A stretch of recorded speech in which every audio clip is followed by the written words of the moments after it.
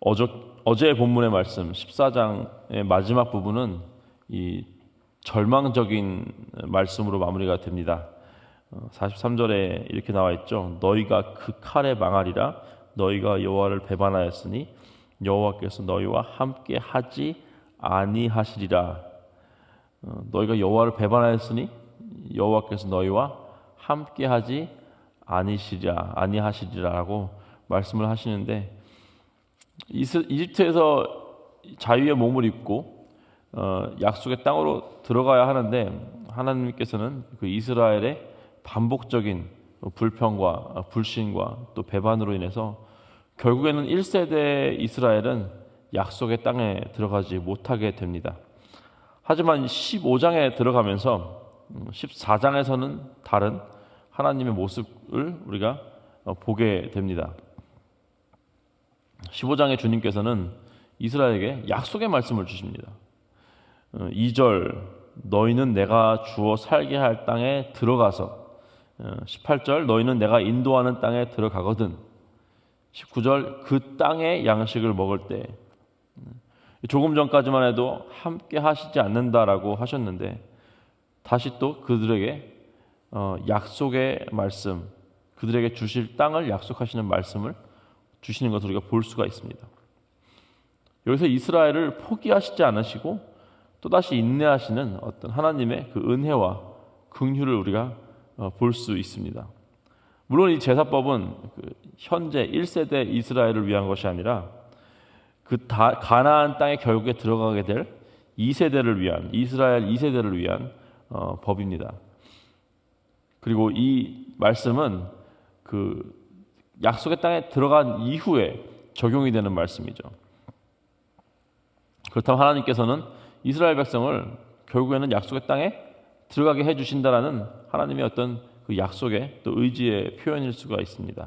그리고 또 오늘 본문에만 5번 나오는 표현이 있는데 3절, 7절, 10절, 13절, 14절에 향기롭게, 향기로운 이런 말씀이 있습니다. 향기롭게 드릴 때 향기로운 화제를 삼을지니라, 이런 표현이 5번이 나옵니다.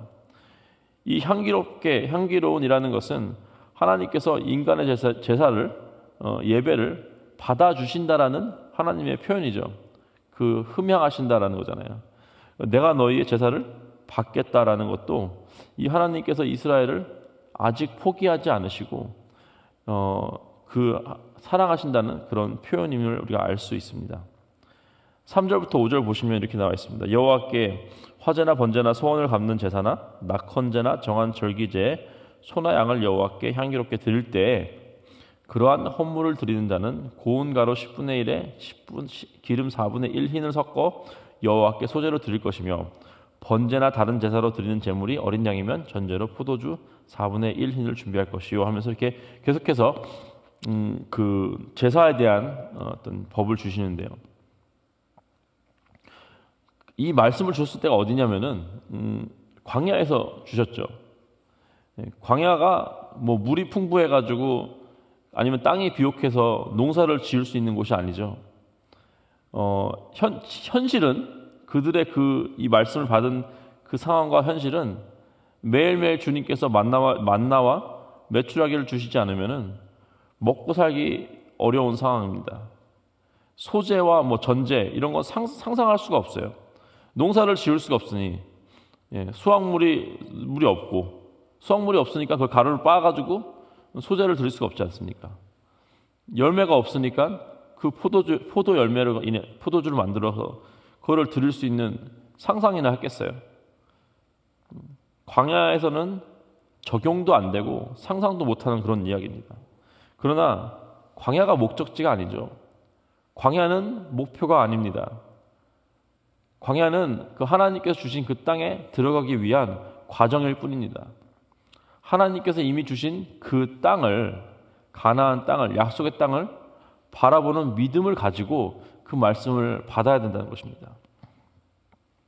그 믿음이 있어야 그 약속을 누리며 살 수 있는 것입니다. 여러분, 믿음이 무엇입니까? 믿음은 보이지 않는 것들에 대한 증거라고 하죠. 즉 아직 내 손에 잡히진 않았고 아직 내 눈에 보이진 않았지만 이미 이루어진 것처럼 살아가는 것이 바로 믿음입니다.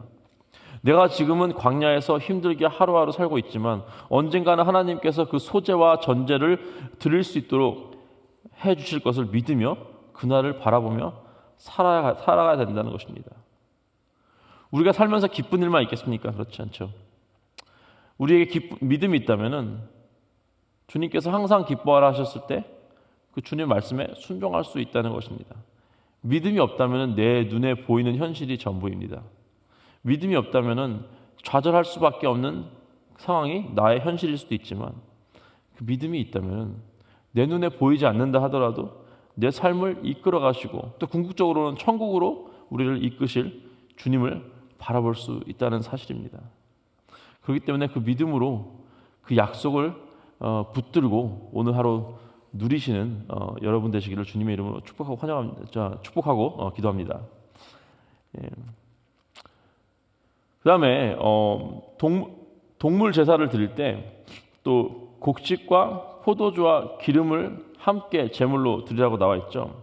여기서 이제 그 유닛이 나오는데 그 1에바는 이제 정확하게 알 수는 없지만 지금 현재 어떤 알고 있는 자료로는 한 22리터 정도의 크기라고 합니다.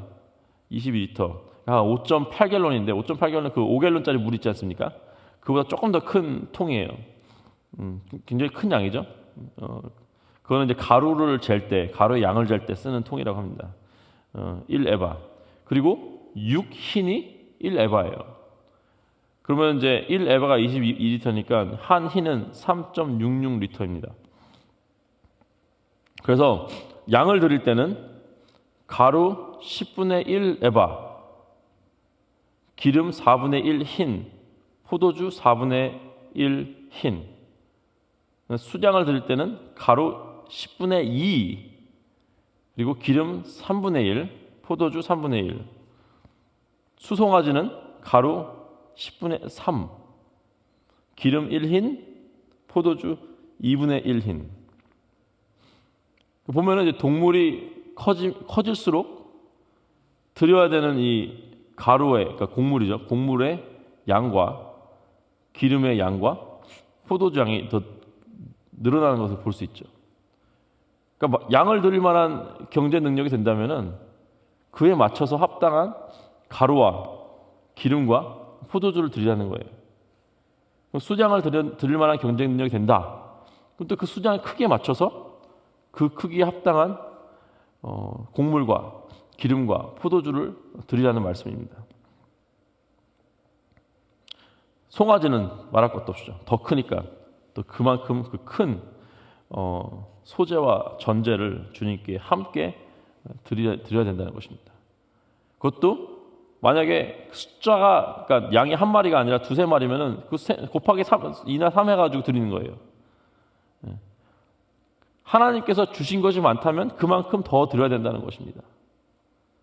하나님께서 양이 이제 작은 동물이고 수송아지는 큰 동물이니까 수송아지를 드리는 것을 더 좋아하시겠습니까? 그건 아니죠. 어떤 사람들은 양이 자신이 드릴 수 있는 최선입니다. 어떤 사람들은 수송아지가 자기가 드릴 수 있는 최선이에요. 어떤 사람들은 수송아지를 10마리를 드릴 수가 있어요. 그러니까 그 모든 사람들은 자신의 최선을 주님께 드리면 된다는 것입니다. 양이 최선인 사람들은 양을 드리고 수송아지 10마리를 드릴 수 있는 사람들은 10마리를 드리면 되는 것입니다. 그러니까 수송아지를 드리는 사람이 양을 드리는 사람을 가지고 뭐라고 할 필요가 없어요. 그리고 양을 드리는 사람들이 수송아지를 드리는 사람을 보고 죄책감을 느낄 필요가 없다는 사실입니다. 그냥 나의 상황 가운데 최선으로 드리면 된다는 거죠. 이거는 그냥 뭐 헌금을 더 내라는 이런 거기서 끝나는 게 아니라 이 동물 제사를 드릴 때 하나님께서 가루와 기름과 포도주 전제와 소재를 드리라 하셨듯이 우리의 삶도 어떤 전 인격적으로 주님께 드려야 된다는 것입니다. 그냥 헌금 딱 내고 그냥 나 끝나는 것이 아니라 하나님께 우리의 시간과 우리의 섬김과 우리의 에너지도 함께 우리의 온 삶을 주님께 드려야 된다는 것입니다. 20절과 21절에 이렇게 나와 있습니다. 너희의 처음 익은 곡식가루 떡을 거제로 타작마당에 거제같이 들어 드리라. 너희의 처음 익은 곡식가루 떡을 대대에 여호와께 거제로 드릴지니라.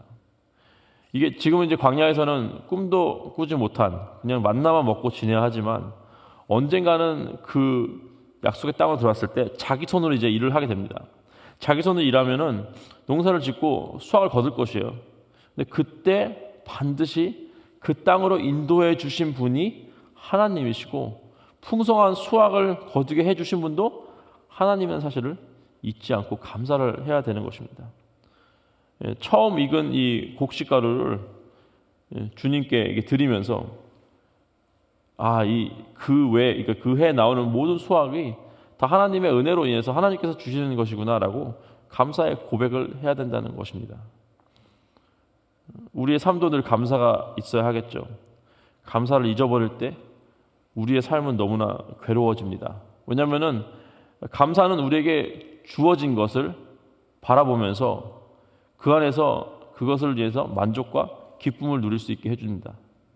그러니까 감사하는 삶은 아마 스트레스 프리한 삶이에요. 늘 기뻐하고 우리가 만족하며 살 수 있습니다.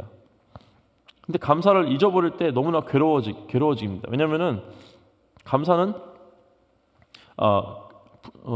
감사의 반대는 불평은 우리가 없는 것에 포커스를 두기 때문에 힘든 거예요.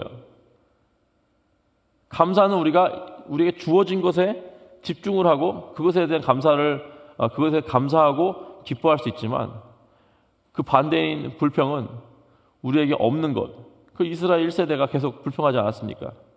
없는 것, 배가 고프다, 물이 없다, 다리가 아프다 하도 걸어가지고 이런 식으로 없는 것에만 포커스를 뒀기 때문에 불평을 했고 그 안에는 기쁨도 없고 분냄과 질투와 이런 것만 있습니다. 평안함이 없어요. 이제 10학년 이제 아이들이 졸업을 앞두고 있습니다. 그래서 아이들을 데리고 이번에 내일 저녁에 같이 수련회를 출발합니다. 제가 아이들은 놀러 가는 줄 알지만 저는 가서 열심히 또 같이 기도하고 예배드리는 계획을 세우고 있는데 대부분의 아이들이 되게 좋은 대학교를 붙었어요. 정말 감사한 일이죠. 근데 가서 정말 하나님께 감사함으로 나에게 주어진 것에 정말 기쁨으로 이렇게 하나님께 드리는 삶을 살기 원합니다. 아이들이 그것이 내가 이룬 것이고 이 수확이 이 이 곡물이 내가 이룬 거니까 내가 즐겨야지라는 삶이 아니라 그 좋은 대학 가서 나오면 뭐합니까? 하나님을 온전히 하나님께 드리는 삶을 살아야 되는데 그런 마음으로 이번에 수련회를 가게 되는데 정말 우리 모두도 마찬가지입니다. 우리가 손으로 이룬 것이 우리 것이 아니라 하나님께 허락하셨기 때문에 우리 이룬 것입니다. 하나님께 감사하는 삶을 살아야 또 그 주신 것에 대한 기쁨이 우리 삶에 있을 줄을 믿으시기 바랍니다. 하나님께서 이렇게 율법을 주시고 약속의 땅에 들어간 것이 마치 이미 이루어진 것처럼 말씀하시는 것은 하나님께서 예수님을 통해서 우리에게 주신 구원의 약속과 같습니다. 지금 우리의 모습을 보면은 천국 시민이라고 하기엔 좀 어려운 부분이 많이 있죠. 하나님의 자녀라고 말하기에 좀 창피한 부분이 좀 많이 있습니다. 하지만 그런 우리에게도 오늘 천국 소망을 주십니다. 그 소망을 바라보면서 하루하루 살아가게 하십니다. 이스라엘 백성은 앞으로 이제 얼마나 걸릴지 몰라요. 하나님의 약속의 그 땅에 들어갈 때 그 드릴 제사를 율법으로 이미 받았습니다.